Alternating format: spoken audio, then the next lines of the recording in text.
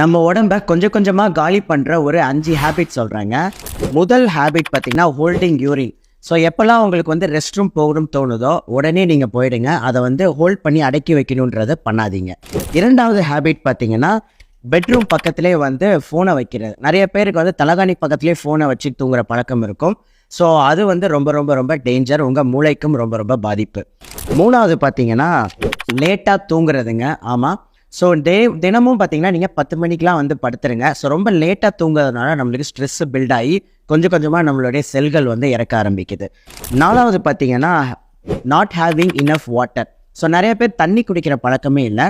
So full டேக்கு பார்த்தீங்கன்னா minimum நீங்கள் 2லேருந்து 2.5 litre தண்ணி வந்து குடிக்கிற மாதிரி ஒரு ஹேபிட்டுக்கு வாங்க.